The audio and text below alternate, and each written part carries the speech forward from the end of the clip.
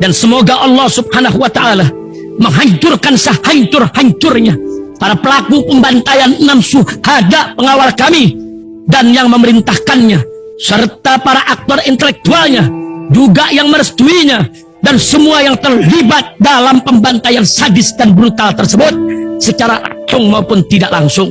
Allahumma dammirhum tadmira waqtulhum balada wala tughadir minhum ahada ya qawi ya matin ya muntaqim amin ya rabbal alamin. Allahu Akbar. Allahu Akbar. Assalamualaikum warahmatullahi wabarakatuh. Welcome back, selamat datang lagi di channel Bapak Aldo bersama gue Bapak Aldo, YouTuber rakyat biasa yang berjuang sehat dan jangan lupa ngopi. Bismillahirrahmanirrahim.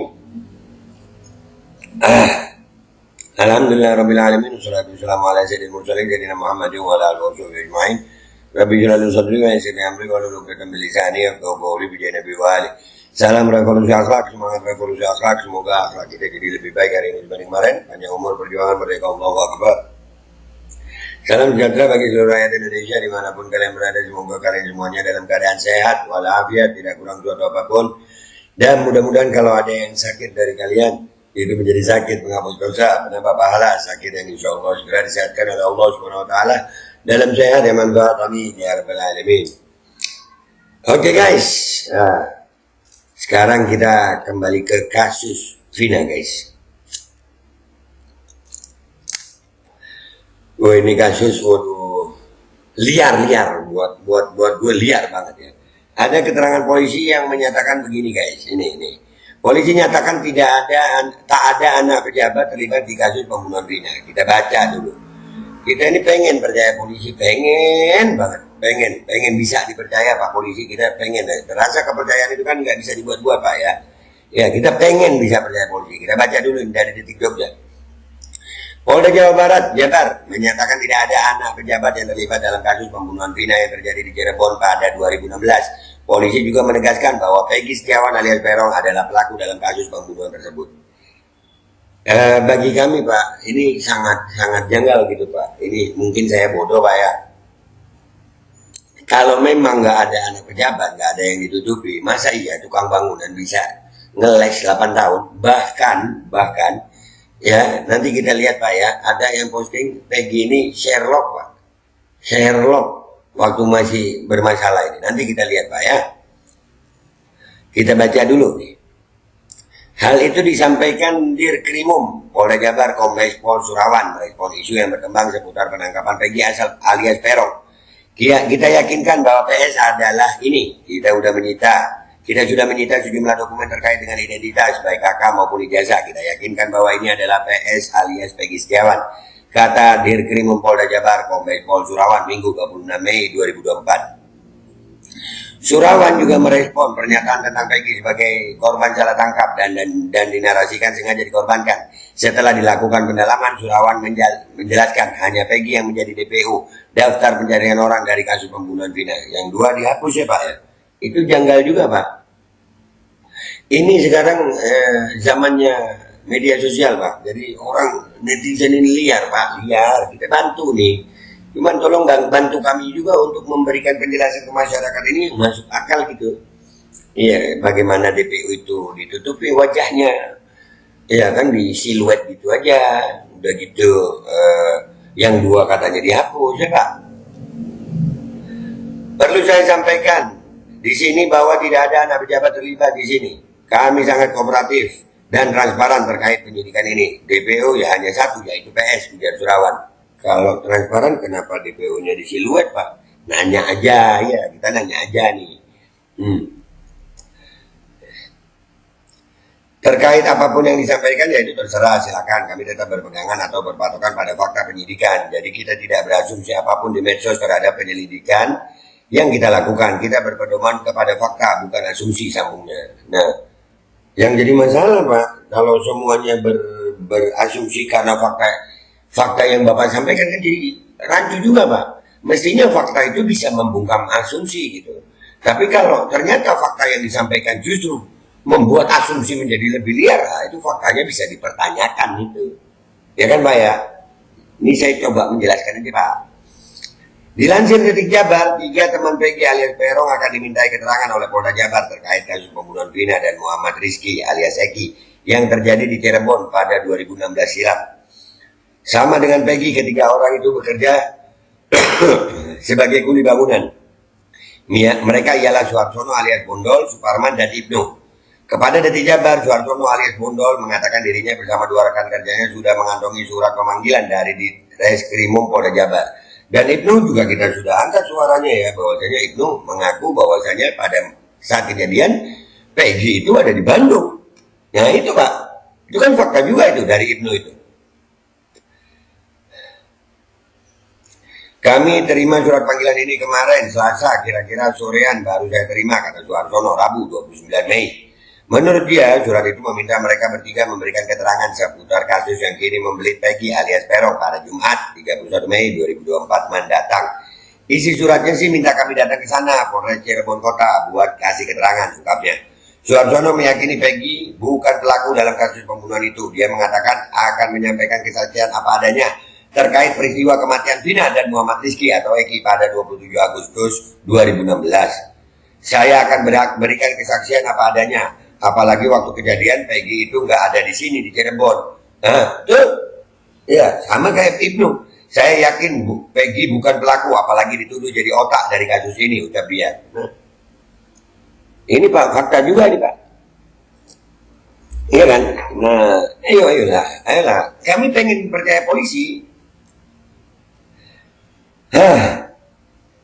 Saya akan berikan kesaksian apa udah dibaca ini tadi bawahnya. Suparman juga menyebut Peggy alias Peron tidak berada di Cirebon saat peristiwa itu terjadi. Saya yakin betul kalau Peggy bukan pelaku. Soalnya di tanggal kejadian itu ya Peggy posisinya nggak di Cirebon, kata dia. Nah, ya kan? Jadi ini Pak Polisi gimana? Ya, Pak Polisi berkeyakinan terhadap fakta penyelidikan.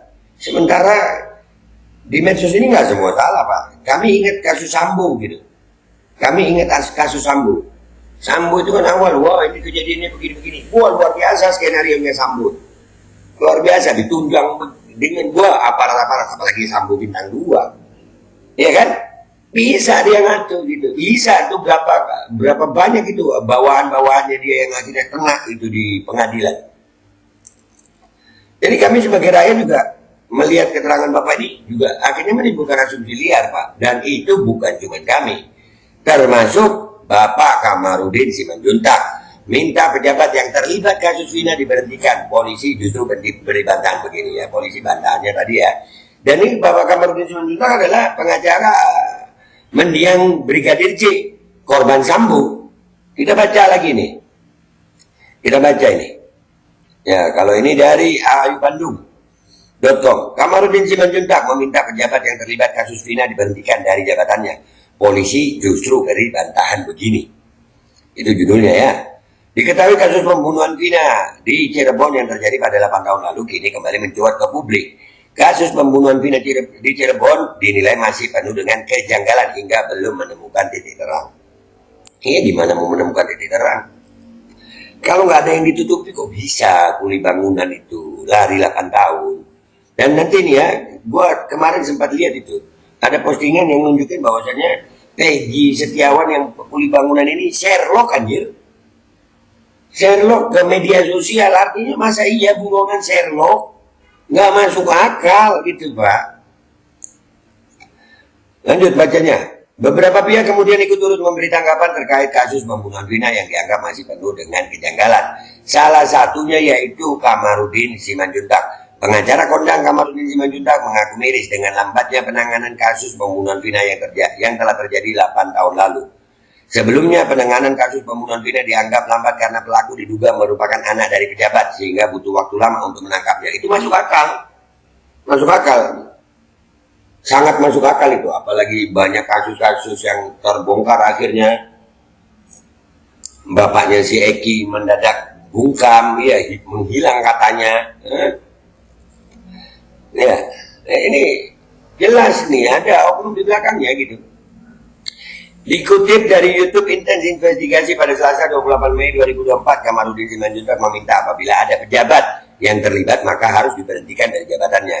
Pihak berwajib harus menangkap dan bertanya mengapa selama ini pelaku bisa kabur dan siapa yang melindungi, lalu langsung ditindak, ujar Kamarudin. Kemudian pelaku-pelaku yang melindungi itu diungkap ke publik. Kalau pejabat harus diberhentikan karena tidak pantas menjadi pejabat publik, sambungnya. Betul. Ya kalau memang ada pejabat, bongkar gitu Pak. Diduga adanya pejabat yang ikut terlibat dalam kasus pembunuhan Vina, pihak kepolisian kemudian buka suara. Ya, tadi udah dibaca tuh ya di Detik ya. Jadi keterangan polisi ya tentang tidak ada pejabat itu rada minta maaf Pak, kami pengen percaya polisi tapi kok nggak masuk akal gitu Pak. Bagaimana seorang Peggy buruh bangunan bisa menghilang 8 tahun kalau ya Allah nggak masuk akal, tapi kalau penjelasan Pak Kamarudin lebih masuk akal gitu. Ini jangan-jangan ada backingnya gitu, apalagi Peggy pernah dalam tanda kutip ya, yang waktu pelarian itu jarak antara 2016 sampai 2024 ini ada Sherlock gitu. Kita lihat postingannya ini. Pak Kapolri, DPO mana yang Sherlock? DPO mana yang Sherlock buat? Ini Pak Kapolri, DPO mana yang Sherlock? Nih, makin nggak masuk akal keterangan Pak Polisi. Ya, ini kita lihat sampai habis nih.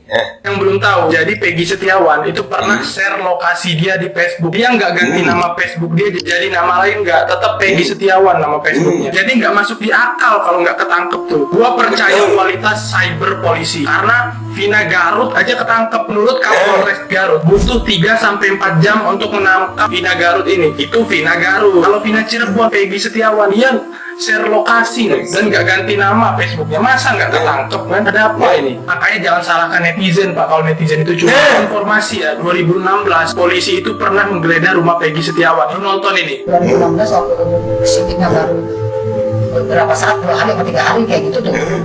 Terus polisi tuh mau gerbek ke rumah Peggy? Ya, ke rumah saya. Aneh kan?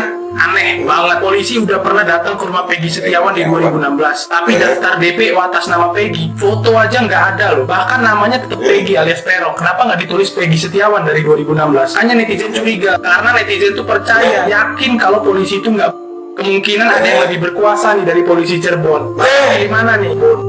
Atau ada orang yang lebih berkuasa? Ayo pilih mana tuh di antara dua itu? Nah iya.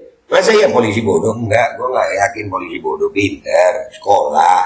Ya, kami yakin polisi bodoh, polisi itu nggak bodoh gitu. Makanya kami lebih yakin ada yang lebih berkuasa, ada pejabat yang lebih berkuasa. Kalian percaya mana guys?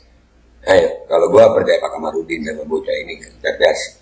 Ya, dan gue nggak percaya kalau polisi bodoh. Nggak, polisi pinter.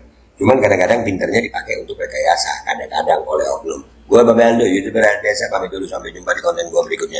Wabillahi taufiq wal hidayah, warahmatullahi wabarakatuh. Walakum minkum assalamualaikum warahmatullahi wabarakatuh. Ayo Pak, pilih mana?